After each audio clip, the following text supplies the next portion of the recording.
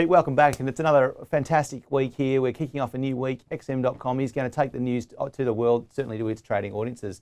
Mate, what do you see? What don't you see?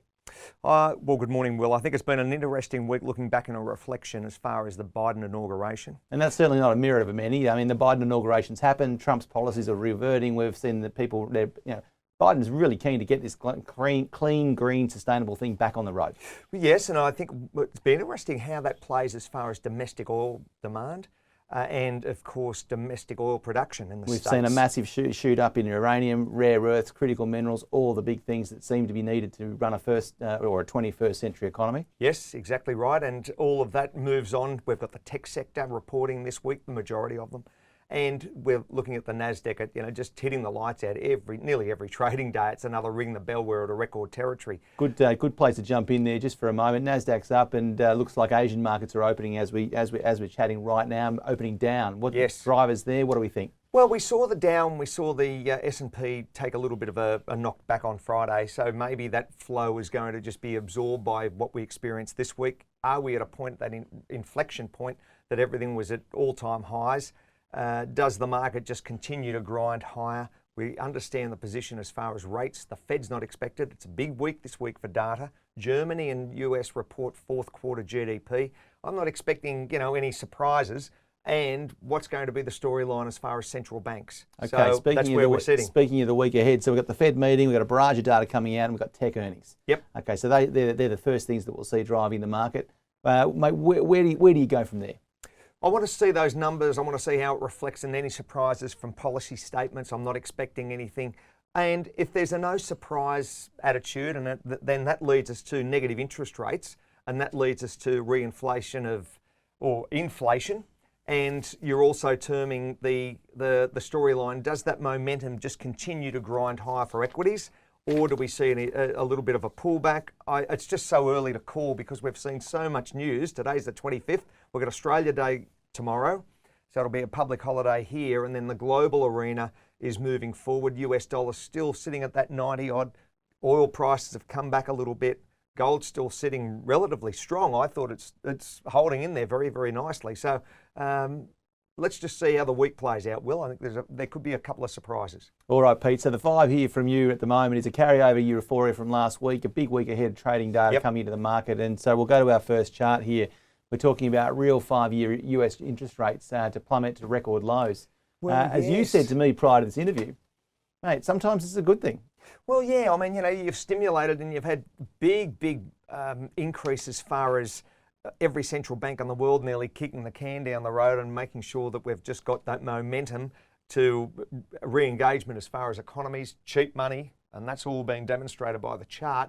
So I think could be a concern in third quarter as far as inflation, but at the moment, Will, it's just onward and upward for that particular market when you're looking at the negative interest rates. And when I say onward and upward, is that going to be just a continuation? Are we going to see any dramatic changes there, or are we still going to be, negative territory? More spending, more support, potentially good news for stocks. Yeah, well, that's the thing. I mean, it does flow to that, and then we're conscious as far as PE ratios and the earnings. That's why I'm curious to see how they perform.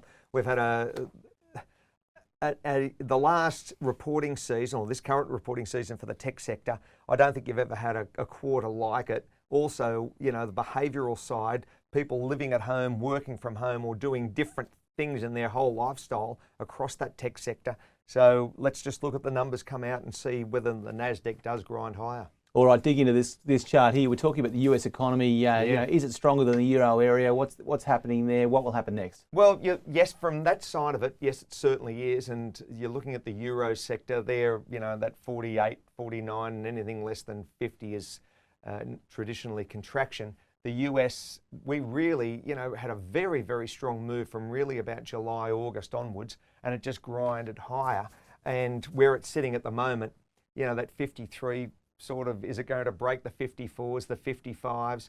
It could, could move a little bit higher. It's just a little bit, we've just got to wait for the data points. And once that data is taken on board, then we get a true indication as far as domestic consumption and exports to the globe. All right, so I imagine there'll be something hanging here in terms of the multi-trillion-dollar package that about that 1.9 Biden will be trillion, I attempting think. to push through the Congress. Yep.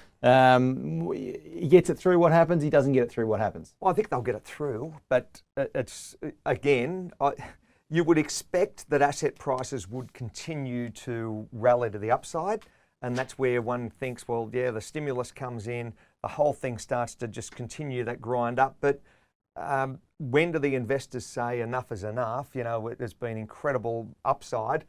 I'm not sure. No one really knows what the future's going to hold. I think the argument is, does that momentum just stay, and 21's builds on that incredible year of 20? 20, 21, 22. Looking at inflation, typically this is manufacturing prices paid Yes. here in the blue, and we've got CPI in the orange. Of course. We're 5 minutes into this situation. We're looking for trading signals. I mean, what trading signals are we looking to take out of this chart? Well, I'm worried about that as far as naturally the inflation side of it, Will, and you've seen that dramatically increase due to, and we're seeing that, energy prices. I run that across to, the man on the street. The easiest way I understand to explain inflation is how much is energy costing the consumer, because everything that you normally use is transported, and in turn, that's just a cost factor that goes in. So we're sitting at $52 to $54 a US a barrel for oil. Is that oil price going to stay at that side, or is it going to actually trim back?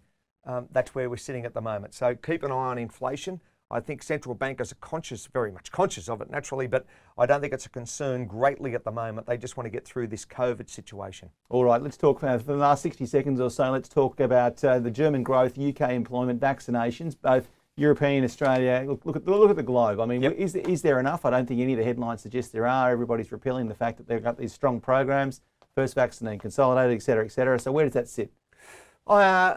We're in the depths of a winter. What happens as far as economically across Europe, those fourth quarter numbers coming out of Germany are going to be very much a focus number this week. So we're keeping eyes on that.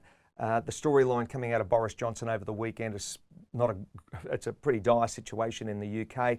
So where does the UK play in this? And then the other side, of course, is any Middle East tensions rolling into there, the States and Iran, and all of those particular moving parts. So there's a lot of undercurrent happening at the moment. We're talking about the Putin situation in Russia, understand the position geopolitically, China and South China Sea, Taiwan, Hong Kong. So, yeah, I think it could be a very interesting lead up to the 1st of February, Will.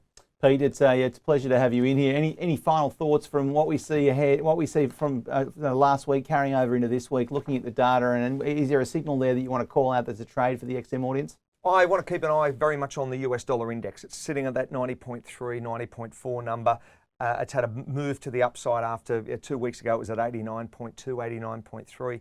What happens over the next matter of days? Does the US get sold off further, or does it strengthen?